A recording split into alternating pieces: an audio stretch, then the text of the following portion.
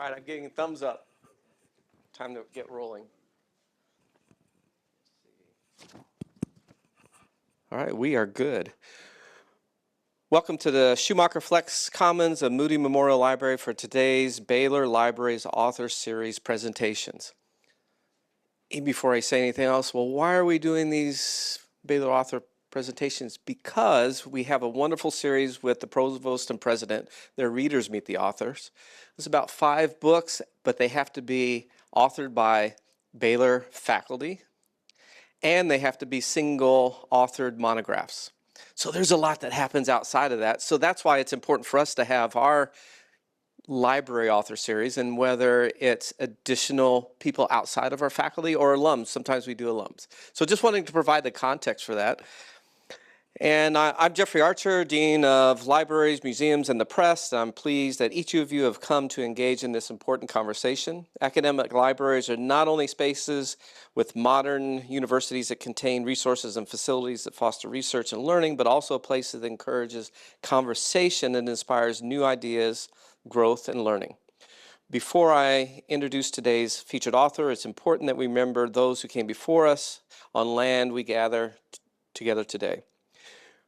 We respectfully acknowledge that Baylor University in Waco and its original campus in Independence are on the land and territories originally occupied by indigenous peoples, including the Waco and Tawakoni of the Wichita and affiliated tribes, the Tonkawa, the Comanche, Karankawa, and Lipan Apache.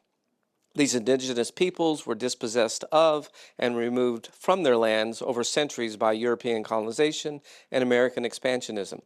In recognition that these native nations are the original stewards of Baylor's campus locations, the university strives to build sustainable relationships with sovereign nations and indigenous communities through educational offerings, partnerships, and community service. And if you can offer any of those, please reach out to me and I can connect you with the indigenous nations. Before we go any further, I do want to have Jason Lashana come up and do a quick welcome as well as a prayer. Thank you. My name is Jason Lashana, and I direct our collaborative on faith and disability here at Baylor. And my job is mostly to pray, but I just want to do a quick personal thing, which is to say thank you to both of you. We've been excited about this event for a long time. So on behalf of the center team, many of which are here, we're just excited to learn and to kind of be part of this together. So thank you all for coming. Let's bow our heads for a word of prayer, if you don't mind.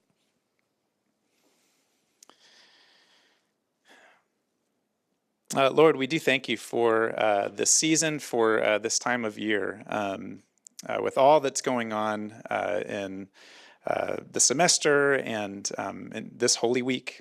But thank you for the chance to come and to gather and to pause and to reflect and to learn.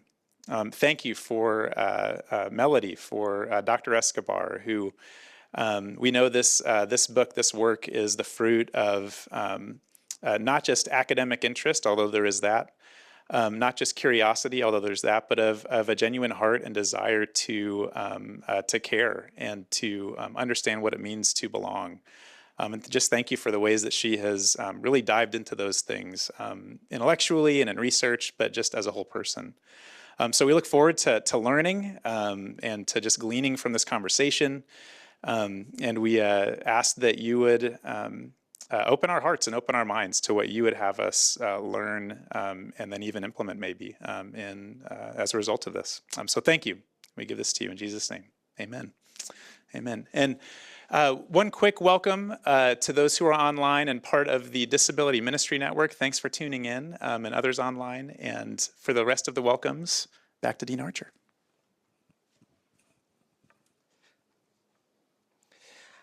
I was actually excited when I was first contacted about this book, mostly because I say we have quite a few author events, and not only, well, some of them lean into humanities, and I'm economics background, so I don't have the background.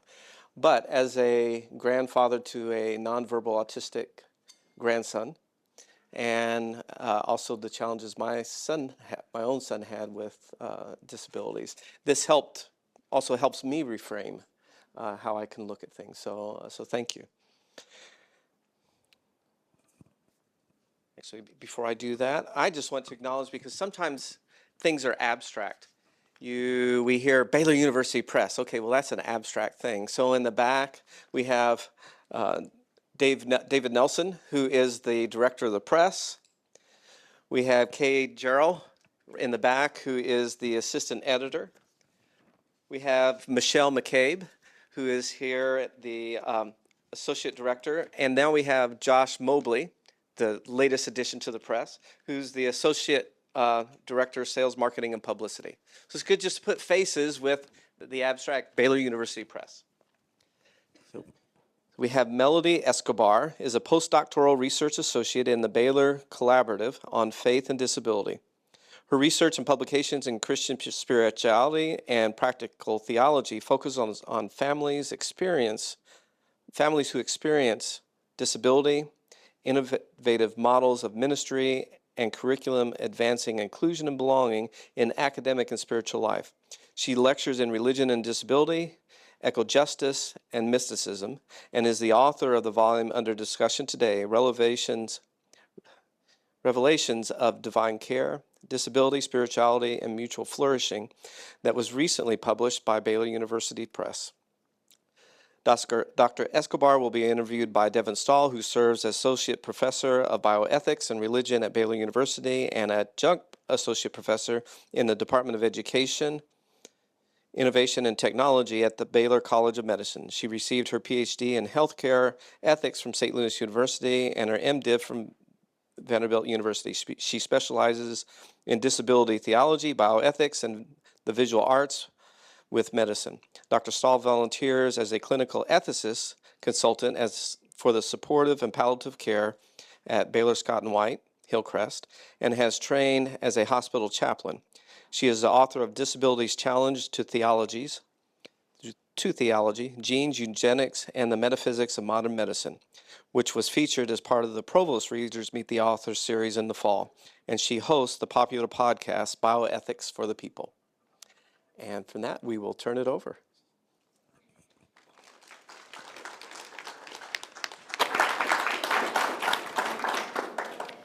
Thank you, Dean Archer, and thanks, Melody, for being here. I'm here to celebrate this wonderful book, which I really enjoyed and had the pleasure of writing the foreword to, so you get a bang for your buck back there at the table, yes. Both of us, but mostly Melody. So I really love this book, and I want to dig into it with you, but I thought it might be nice before we get to the book directly, if you could tell us a little bit about how you came to this work. So you have a unique background, and you came to theology as a second career. So I wonder if you can talk to us a little bit about how you came into theology and how you came to study what you study in this book. Sure, I would love that. And thank you for doing the foreword. I would like to just acknowledge my spouse, who is here, Herb Escobar.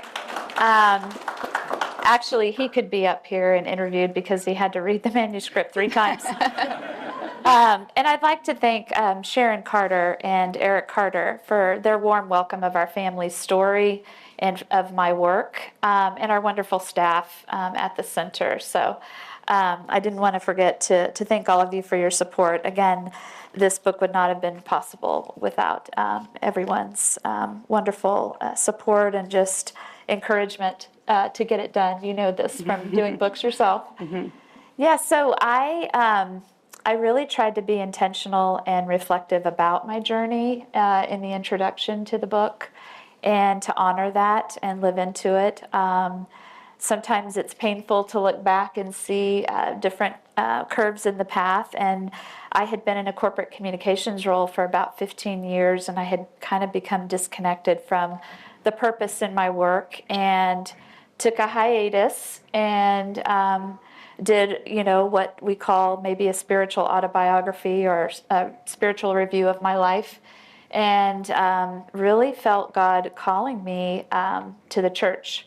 And so I would show up at our church. At the time, we were attending St. Peter's Catholic Church in Boerne, Texas, and I was going so often that the priest was like, you seem like you need something to do.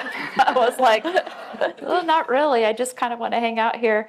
So his name is Father Tony Cummins, just a beautiful priest. I really have him to thank for that nudge. But he said, we need your help. We really would appreciate it if you would take communion to our parishioners in the hospital. And so that really was transformative for me. It took me out of this corporate role, and I was going into these hospital rooms, and I was having these beautiful encounters with patients and hearing God's voice through them. And I would go to my car and like take down notes and put things in my journal. And then I would call Herb, and I was like, you won't believe what happened.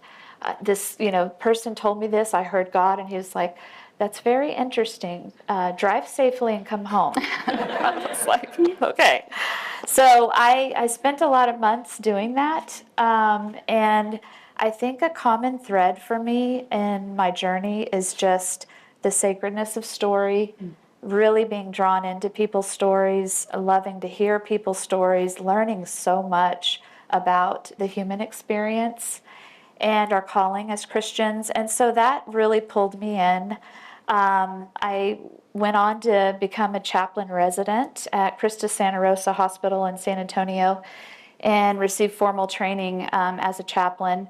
And then I really wanted to dive in deeper to my theological convictions, and began to pursue 2 degrees in theology. So at that time, as it would have it, we weren't expecting to have another child, and Rafi was conceived while I was working as a chaplain. The Sisters of Charity that I was working with said, that's wonderful to have a baby at this time of your life. It's going to keep you young and active. And then my teenage son was like, what were you thinking? We're not having a baby. So we were going through all of these changes as a family, and I just, we talk about how in Christian spirituality, it's both informative and transformative, and it really was for me. It just really converged with our life experience as a family at that point. And I love that story about how stories bring you into theology. Because Yes. what is theology but a grand story about God and our relationship with God? But you do something else that's pretty unique in the theological community, is you're also an empirical researcher. So that love of story leads you in another direction, another way of acquiring stories. But not many of us in theology have that kind of training, right? We read our books and we write our books about other books, and we don't necessarily do the kinds of research that you're also bringing into this book. So tell us about how you trained as an empirical researcher and why you thought that was important. Yeah, great question. I took a course on mixed methods in the study of Christian spirituality during my doctorate. And it's one of those courses where you just immediately realize, wow, this is what I'm meant to do. And, I told Eric when I met him that it was one of those things that you're willing to stay up till 3 a.m. working on it and looking at data and reflecting on these stories. So qualitative research in particular was really intriguing to me, and really journeying with people who were experiencing a certain phenomenon that I was interested in. So that really set me on a course of wanting to do studies on my own, and led me to doing my first study at the Equine Center. So I think for me, qualitative research, the research that we're doing here at the center, we have both survey data, but we also have these rich interviews that we're doing. And I think that's a wonderful balance to give us a clearer picture of the lived experience of these families. So it's a way to ground our theology. It's not about ideals and theories so much, but about the practicality of how we're living our faith. And so that really drew me in. So this book, those are my questions, I need those, brings together all of what you've just said. So it's your work as a theologian, it's your work as an empirical qualitative researcher, and it's your life as a mom. Right, so all of that gets here into this wonderful book. So tell me first maybe about your experiences of mothering Rafi, your hopes for him and his life in community and in the church, and how that kind of comes into this book as well. Yeah, great question. I think for me as a mother, as a caregiver, as a researcher, as someone in the pew, I always wondered about how are we living this love of Christ in our families and in our congregations.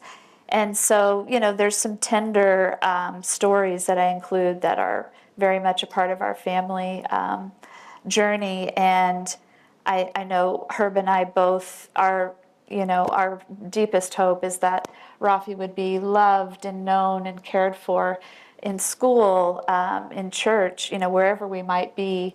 And so what I found as I was writing this book is that I really continued to turn to the church and our support within the church. And we found it difficult in moments, which I describe a particular story of our preparation for Rafi's first Eucharist in the Catholic Church. And so that's kind of, something that I get into in chapter 5 is our collective call as a community to provide opportunities for all people, regardless of their ability to have access to sacraments and access to participation in worship. And oftentimes, as I found in my own journey, it falls heavily on the parents who are the caregivers. And so something that came across very strongly in the stories from the mothers that I interviewed was that very thing. They were advocating in school, they were advocating in healthcare facilities, they were advocating at church, and it's exhausting. So I felt very much in solidarity with the mothers. I think in a way this book really forced me to be very vulnerable on the page. Some scholars will tend to keep their personal stories, perhaps not part of their final manuscript. But for me, I kept coming back to this idea that I really needed to address our own story. So if you want to hear that story, read chapter 5. It's really Don't want to good. give it all away right now. It is one thing I really loved about your book is your ability to weave these things together. So it's not like a chapter on being a mother and a chapter on the experiences of other mothers and the chapter on the theology chapter, but really like all of this is always coming together because for you, all of that is so important to the work that you're doing. Yeah. And I thought sharing your own story felt like it wasn't just about other mothers, right? It's about you as a mother, and that it's clearly like what's motivating you, and being vulnerable enough to share your own stories allows the mothers that you interviewed to be vulnerable to share their stories as well. So there's a mutual giftedness and exchange in that within the covers of this book. So you talked a little bit about, and you should read the chapter on the Eucharist is really both funny and sad and heartwarming. So do read it.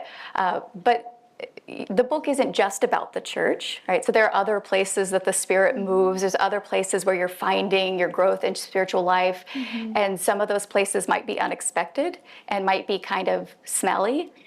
Yes. One of the places is an equine center. So you're thinking about horses. So I bet you didn't expect that. If you haven't read the book, you're also talking about horses. So what was about this equine center that like sort of built into the spirituality that you were finding? Yeah, that was so unexpected in our journey. We were just beginning to navigate our son Rafi's care. He was nonverbal at the time, about 3.5. And the only sounds that the occupational therapist could get out of him were animal sounds. And we were happy for any sound. And she asked me if I'd ever heard of equine therapy. And I said no, I had no idea what that was. And I couldn't imagine that a 3.5-year-old on a horse was safe or anything like that. So I started reading about it. And there was a ranch in Pipe Creek, Texas, about 30 minutes from our home.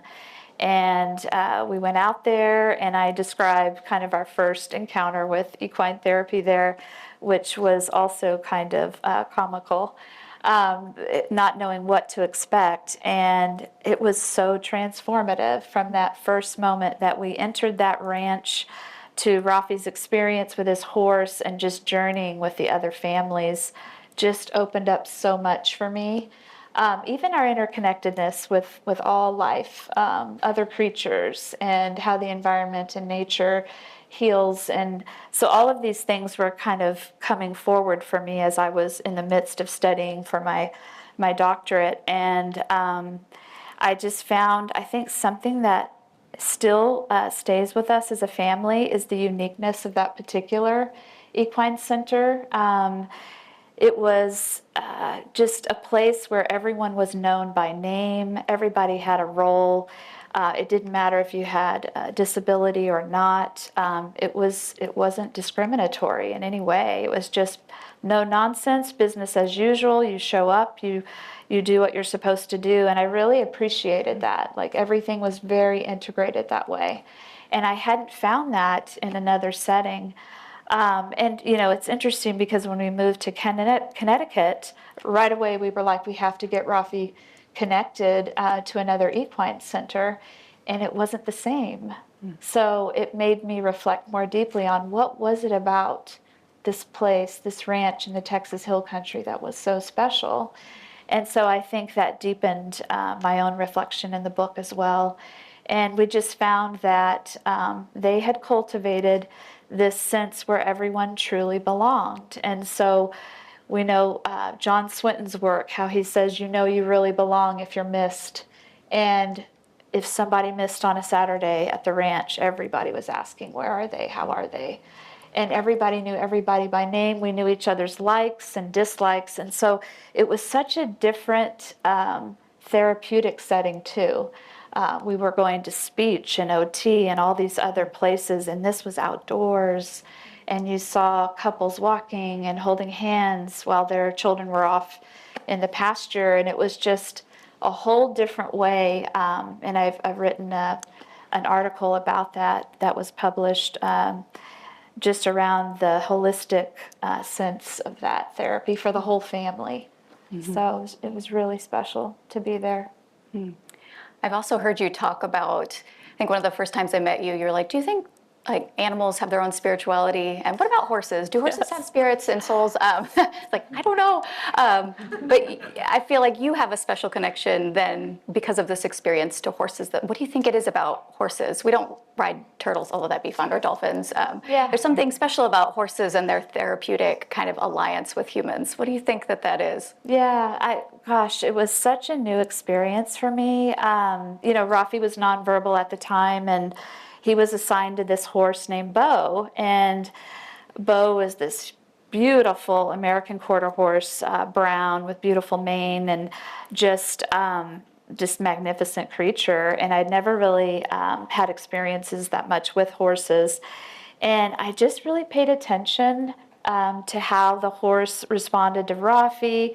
I saw this beautiful bond forming between the two of them. And a lot of it was just nonverbal communication. And I found myself really slowing down and paying attention and just observing the two of them. And it kind of made me more aware of Rafi's needs in a way that I hadn't thought about before, just observing this horse and what it means to really listen and pay attention to Rafi's communication. And so that was interesting. And then I just started thinking about the gospel passages that we read and about how here was this horse willing to, take on our burdens from the week and give us rest. And so things that we hear Christ say in the Gospels, like this horse was living out. And I was like, this is very interesting. So I wrote another article on the horses of hospitality because I think there's a beautiful charism of hospitality that was lived out by those horses. And, he was a former racehorse, and his owners, basically wanted to cast him away. And the owners of this ranch acquired him. And he was deemed too lazy for racing, and yet he had this beautiful gift with the children. And so it really made me think too more about what we talk about in this throwaway culture that we create and the vulnerable in our midst, and how we really need to reflect more deeply on each unique aspect of every creature, of every being, and the giftings that they carry. Thank you. So I want you to talk a little bit about the parents at the Equine Center that you worked with and that you interviewed. What kinds of experiences were they having, and what were you able to learn from them to go into this book? Yeah, oh, so much. I carry so much of their wisdom with me every day. Their words and our experiences. I journeyed with them over several years. It's hard to talk about sometimes because the journeys are full of, difficulties and challenges, but also these deep, moments of joy. But I found what I was hearing, it challenged me both spiritually and morally. There's a great sense oftentimes in families of isolation. There's a stigma of disability that they carry, and they, are in constant concern for their child and want their child to belong in all these different settings. And I learned so much because I was just beginning my journey, and many of them had already been into this maybe a decade or more. And so there were three themes that emerged from the study quite strongly. I interviewed 10 mothers in depth. I did an ethnographic study, so it's more of an immersion study that is different maybe from other qualitative studies. And so I was able to observe them, take thick descriptions of what I was witnessing both at the Equine Center and then also in their homes. And it just revealed that love is work. And so I went in wondering, as a person in the pew and thinking even of Holy Week, this idea of Christ, the self-giving love of Christ, what does that look like in the day-to-day life of a caregiver? And how does kenotic love manifest in their daily routines? And so one in particular that I met, her name is Erin. She really, I really credit her with the genesis of the study to explore this notion of self-giving love and caregiving. And she said to me one day, the love that I give is a love that is Christ. It's unconditional.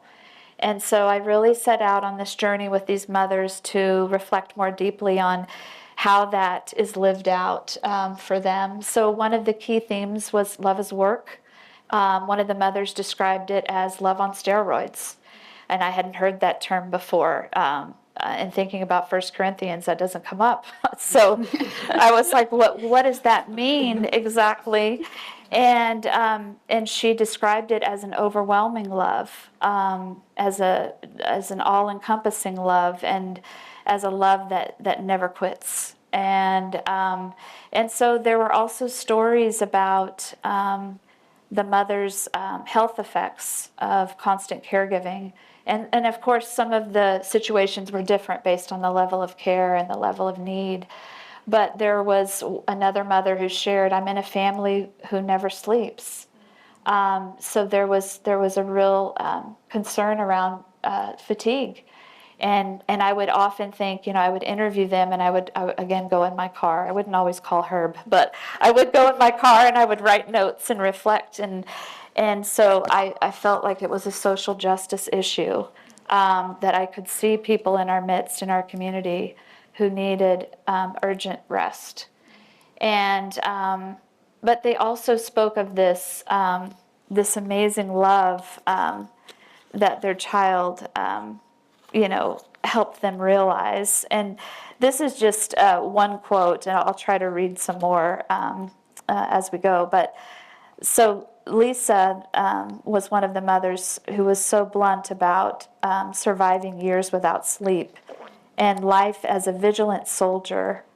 And she was a caregiver to a 19-year-old who needs assistance with toileting and basic life skills, and is often found in the living room at 3 a.m. watching a movie and eating goldfish crackers. So there's all this constant worry of, her son Taylor, is he going to sleep tonight, or am I going to find him in the living room? Is he going to wander outside? And so this is what I think she meant by being a vigilant soldier. But she goes on to say that even with the unceasing worries and hardships that just come with being Taylor's mom, she was quick to interject, nobody else has a 19-year-old who will crawl in your lap and want you to read to them. She says, children like Taylor give a human face to authentic love. The kids are the most unconditional. They have no judgment, no agenda. Theirs is the purest form of love there is.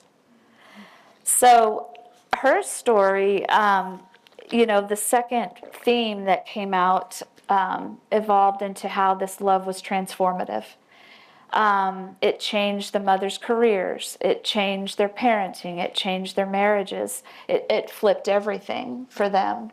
And so the third theme that emerged from that was this desire to make sure that everyone is included, because they had experienced it firsthand.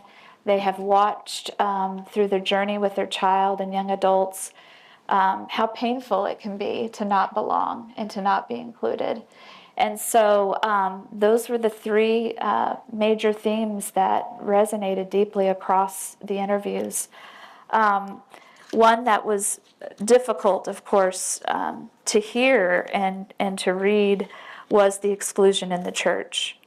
And I think I may have shared this before in class and perhaps on a webinar. But again, Lisa revealed to me some of the anguish that comes from exclusion in the church. The one place they would think they would be fully welcome and fully taken care of. And what I did as part of the study that I had not done before is I asked each participant to do a lived description, like a lived experience description. And so it was a moment for them to reflect on their experience. And it was also a chance for me to get another window into an experience of their caregiving outside of the interview. And so she wrote to me in her lived experience description. She says, "We've been going to the same church for years since I was young. I got married there, and we helped support the construction of the big building. They've known Taylor since birth. It's sad because they still don't get it. Even those who have been around us for years and years. They did a big banquet for the seniors and their parents with a slideshow.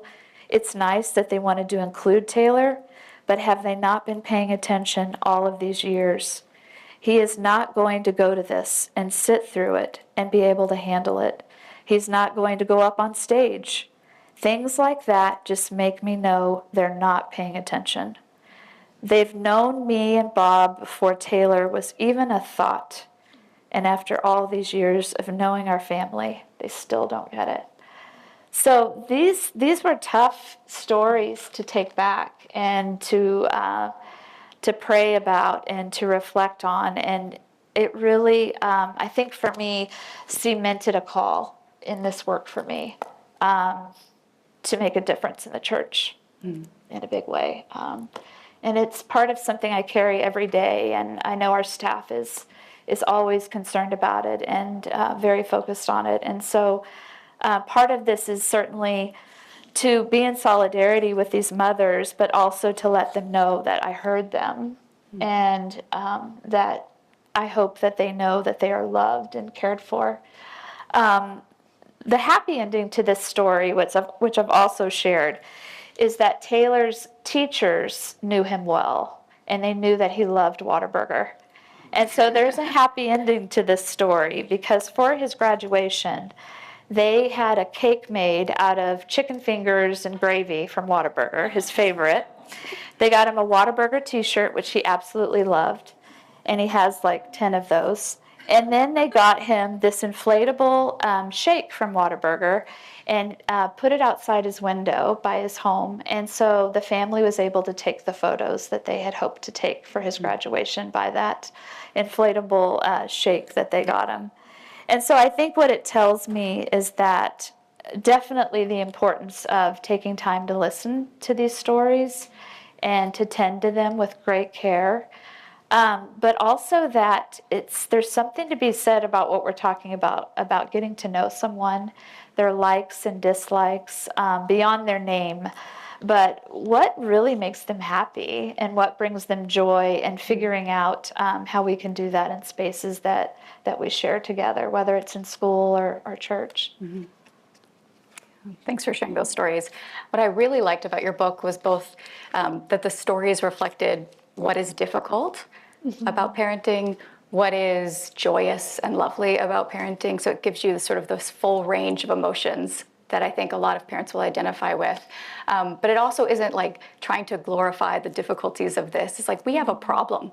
And so some of it is just this analysis of the structures of our institutions that are failing particular children. Like your child and so many of these mothers' children, and that we have to attend to that. It's a real justice issue, a real call to look at the structures and how they might be reformed. So the other character that plays into this book is Julian of Norwich. Yes. She's this classic, she has this classic mystical text, and I think you have it, Revelations of Divine Love, and of course your title plays on her title. Yes, thank you, Baylor Press, for that idea. Yes. And your cover art resembles the cover art on the contemporary version of her book. So there's resonance. Julian might have been a mother herself. There's some sort of, we're not sure about this because we're not sure really much about her as a person at all. But what was it about Julian and her writings that really resonated with you and you felt were really important to this book? Yeah. I started reading Julian when I was studying for my doctorate, and it just, oh my goodness, I couldn't put it down. I felt like it's such a beautiful poetic prose, and it's written in a way, she wrote it for the laity of her day, and we're talking about Julian of Norwich, in the medieval period. And so she received these visions. They thought she was dying. A priest brings a crucifix to her, and then she starts getting 16 visions of Christ on the cross. And everything that she reads in those visions is of God as our mother. And it was just such a beautiful reflection. I hadn't, she decenters the patriarchal Godhead, and I hadn't been really exposed to that as much. And so I was really drawn into that, just this notion of God's nearness, of how God sustains us and nurtures us and cares for us every day, like our mother, and how any concept of motherhood is really found in Christ as our mother. And so, and she pushes this a bit further than other scholars. She talks about how the very Trinity is our mother. And a lot of radical things she talks about. She talks about that, that sin is not, that sin is a human construct, that the focus shouldn't be on sin, but on this love that just encompasses all life that is found in Christ. And so I write in the intro how I was sitting there at the equine center, and I was sitting between blue bonnets and barbed wire, waiting for Rafi and Bo to return from a ride, that the maternal image of God, painted by Julian of Norwich, this medieval Christian mystic and anchoress, sprang forth. And she says, I saw that he is to us everything which is good and comforting for our help. He is our clothing who wraps and enfolds us for love, embraces us and shelters us, surrounds us for his love, which is so tender that he may never desert us. And so what I found is this connection between what I was hearing from the mother's stories and our lived experience, and thinking about how Julian is really pointing us to our own encounters with God. Our daily encounters in the mundane and the everyday living that we're going about in our own vocations. And she really bequeaths the book to us to take that forward in our own lives, and to consider our lived experience as a sacred journey, and to pay attention to where God is present in all of that. So I also, of course, saw the self-giving love of God that Julian talks about. That's a common thread throughout her writings. And then I put her in dialogue with the mothers who were also demonstrating this self-giving love. But the cover, so I don't know if you've seen the cover of Julian of Norwich's book. It's called Showings, or A Revelation of Love. And it was the first one that was kicked off in the classics of Western spirituality back in the 70s. Yeah, it's a long time ago for some of us in the room. But I think my thought was that I would create a similar contemplative aesthetic with the cover.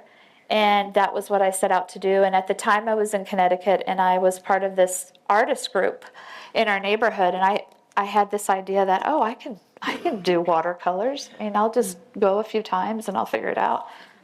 So that did not happen. I did conceptualize the cover. This is Rafi, and this is his horse stickers. And so I commissioned an artist in Connecticut that my husband and I actually met in a restaurant, who had done these beautiful paintings of sailboats that my husband bought too many of. And I said, what would you think about doing the cover of my book? And so that's how that came about. But yeah, so there's a part of us, our family, in every aspect of this book, and it's just really a special labor of love. Yeah, I really love this cover, and I remember I've looked at every book contract I've ever gotten, and it says very explicitly, do not commission anyone to create the cover of your book. Yeah, and Dave Nelson's like, yes, that is the rule, except for your book. It doesn't say that in all of our contracts, but it says, unless you're Melody Escobar and have an amazing idea for the cover of your book. I wonder, if, before we move out to question and answer, if there's anything you want to say about what you hope that either the mothers that you talk to or other parents and our Baylor community, what you want them to take away from this book. Yeah. One other quote I'd like to read is that I heard the mothers say very clearly to me, don't put me on a pedestal. Don't call me a saint or an angel. I'm parenting like any parent does. But, provide ways for our family to have community and care and rest, just like we all want. And also to pay attention to that this life that they're living is not about suffering. I think for the most part, they're feeling that because of what we're doing and the exclusion that's occurring. But there's great joy in their stories. And as we've known Rafi, the past 12 years, our life has just been so enriched by him. And I worry that the church isn't aware of his giftings and how much he would add to our church community. But anyway, so this was a story that stood out to me, and it always brings me joy when I read it. So I write, in their accounts, the mothers shared how they find ways to deeply connect with God in the midst of their hectic regimens of care, staying attentive to moments of joy found in the chaos and illustrating the characteristics of authentic love in their vulnerability and limitless self-giving. Emily provided this lived experience description.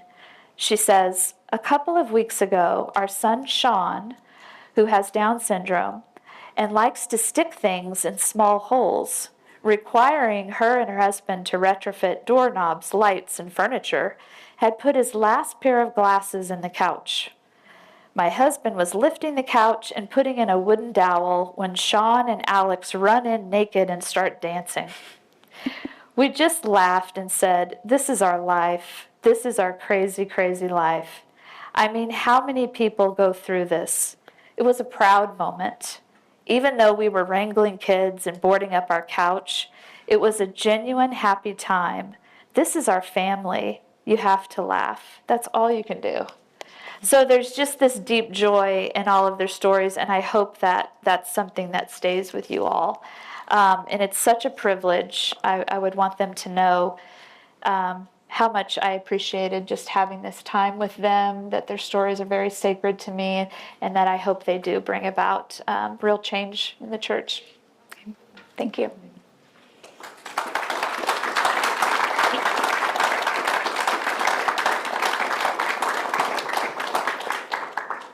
So we have this great box we can throw around for your questions for Melody now.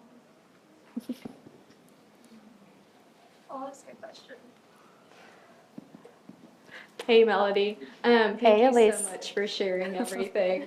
I was really struck by your description of the interactions that you had at the Equine Center with Rafi and also his horse. And I would love to hear more about how what you learned from that experience with the horse has impacted the way that you've continued to parent Rafi, the way that you've continued to grow spiritually.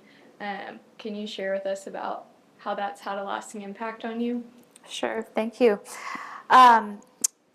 So much happened at the ranch, and I include some reflections about those really sacred encounters that we had.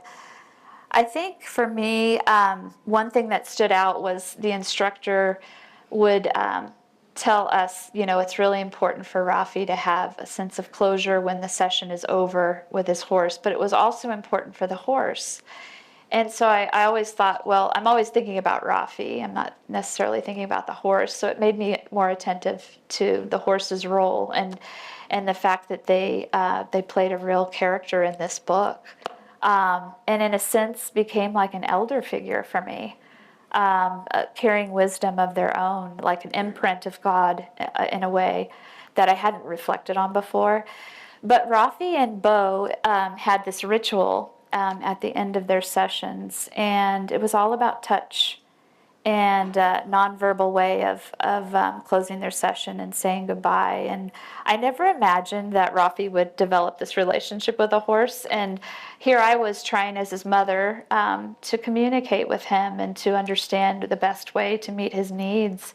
And I really found a lot of tips from Bo. But he would take his hand and at the end of the session and rub down his leg and then tap his hoof 3 times, and then the horse would turn and nuzzle Rafi to say goodbye. And so I think it just opened my mind to other ways of communicating as a mother. I think initially when we first learned that he wasn't able to speak and we were trying to figure out how to understand his needs, it really made me reflect more deeply on thinking outside of the box, and also just being more observant and present to Rafi in ways I hadn't. Thanks, Melody. Yeah. Hi, thank you for sharing. Can you speak a little bit more on your son's relationship with your other children, and especially on your perspective, seeing them grow in grace, they're relating to him, seeing the grace in their own lives on the receiving end as well. Thank you. What a great question. Often in our research, we have noticed too that it's really important to think about the siblings and the other parent. In the scenario, of course, I intentionally focused on the mothers for this study. But I would say in our own life, it really it kind of created a little bit of disunity at first. I mean, they were teenagers and I was having a baby. I wasn't even allowed to go to my son's school pregnant. He was like, "Mom, don't come near my friends. This is too weird." But I think once that settled down, I think it has had a tremendous impact, in particular on my daughter, who is now in medical school, and she's the one raising questions with professors in classes saying, well, what about people with disabilities? And so I think it's really impacted her vocation. When I had Rafi, she attended all of the appointments with me, and she had never met a female doctor before the doctor that delivered Rafi. And so that had an impression on her, and she wrote about that in her application for medical school. But more so, I think just as a family, it's been a beautiful journey. It's been tough sometimes because there are things we can't do sometimes as a family because it's difficult for Rafi. But thank you for that question. It's something we're still living into. Thanks. Hi. So I have a question about the all-encompassing love that you mentioned, and in terms of the idealization of both the mother and the child or adult, in terms of how much the intensity and continuity of worries and fighting, if that sometimes can take light from the intense conflict that a mother with a special needs or kids with different abilities go through in terms of while in the regular motherhood, there is so much about mourning, the experience that we once thought it would be, which is present in motherhood as a whole. But when you're dealing in a family with like intense needs, that seems to be like a constant mourning. And the mourning from the experience that you might have once thought you would have, but then the experience of those persistent setbacks more so than like the kid is going and then it's not moving anymore. Or as the child grows, there are even higher needs that you might not have experienced before. So how do you think about, and in terms of the child too, sometimes I hear, maybe that's just my ears, but I hear this way of talking of special needs as if it's always something more ideal that in the actual daily life can be. And I'm not sure if I can find the words for that, but sometimes when they talk about my kid, it seems like I can see that, but you were putting together so many things that are not present in the day-to-day life. At least my impression. So I was wondering, and I haven't read, although I have been very recommended about Jillian theology, if the challenges of identifying that all-encompassing love with the conflicts of motherhood in this specific circumstance, does that relate to sin in terms of not accepting the Trinity, motherhood, forever love? Or how to make sense of the real conflicts, the pain, the anger, all of that Yes. comes along? Yeah, I think that's a wonderful question and very deeply felt. And I understand, there's this sense, this tension always of meeting this need and then being aware of God's presence and God's love in the midst of that. And Julian does talk quite a bit about that. And she does a whole excerpt on not to focus on sin, that's the human construct, but to focus on the way that God gazes on each one of us in this deep love. And she argued with God a lot, and she lived in a time where there was 3 or 4 waves of the plague, and people were dying, and we think maybe she lost family, and yet she maintains this optimism of hope in the midst of it. And so it is hard to imagine all the suffering, and yet we're so deeply held in this love that encompasses all things. For me, as a mother, and having experienced some of what you're talking about, I think that is the real value of being in community, and having a community of care where we can come together and share those things, and they're not sugar-coated. This is what's happening, and this is hard, and this is a wound I'm carrying, and be able to name those things and hold them sacred in a sacred circle with people that you deeply trust and who love and care about you, because it isn't all roses, and it never will be. The human experience is filled with vulnerabilities and with suffering and with joy. But my hope is that more mothers and caregivers will have opportunities to come together and to reflect and be supported by one another, similar to what you're doing at St. Jerome, which is so helpful to journey with others that have a little bit of a glimpse of what you're going through. Last question. Make it a good one. All right. Well, before I ask my question, I just want to say I think it's amazing that you can mix so many loves in your life into one thing.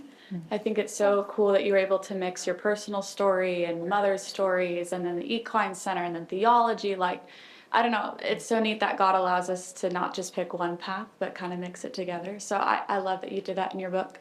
But my question for you is, how did you know you were done with it? I feel like that's so hard. And I know for authors, like, I don't know, did you feel when you were done and it was submitted, were you like, okay, yes? Or were you still kind of like, oh, I wish I could go back? Or I don't know, how did you find peace with that? And how did you feel like, okay, yes, this is finished? That's another part of kenotic love, I think, letting go and surrendering, because I cared about it so much, and that's why I made Herb read it 3 times. And he's like, I know I found these errors before, and y'all just aren't getting it. And I'm like, just hang in there with me, read it one more time. But I think, Baylor Press, I am so grateful for their support of this work from the very beginning, and being available to me and supporting me throughout and encouraging me. And I think they finally just had to say, Melody, this is the deadline. And I just had to stop. But, there is that sense that there's so much more to the story to be told, or that I didn't give enough emphasis on a particular person's story, or I didn't do it justice. And at the end of the day, I just have to give it to God. I don't know who will read it and how it will penetrate hearts or make change. I can only pray that it will. And there were moments in the journey that Herb will attest to that I just put it down and I was like, I don't know if I can finish this. This is hard. And I think because we were so connected to it as a family, that it was difficult at times. But it's a great feeling when it's done and you see it and it's printed and you're sending it to friends and you're just like, wow, I did this thing.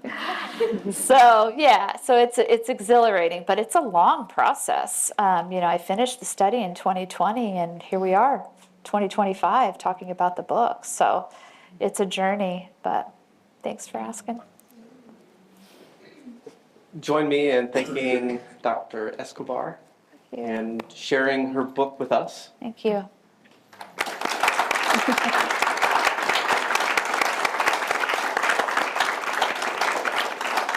And I always tell colleagues, as well as usually people who participate up front, what's the joy about this is that we have colleagues really demonstrating just intellectual engagement, particularly for our students. This is how we hope that they're able to engage later on. So we're fortunate to have books in the back. We still have plenty of coffee and treats. On April 29th at 11 o'clock in this room, we will be celebrating Dr. Newby's and Bob Darden's Andre Kraut's Soon and Very Soon that was recently published. So that's another author event. And I would like to say in the fall, we will have Aaron Moniz's Knowledge and Being Known as one of our author books. And then another Baylor University Press, We Follow Christ, Helping Women to Discern God's Call. We'll be working on a date for that. So we have some really good events coming up. Stay, mingle, ask questions, and what better place to do this than in a library at Baylor University, where we also get to celebrate that we have such resources on campus as the Baylor Collaborative on Faith and Disability. What better place for it to be than to be at Baylor? So thank you for being here. Thank you for authors, and hope to see you around. Yeah.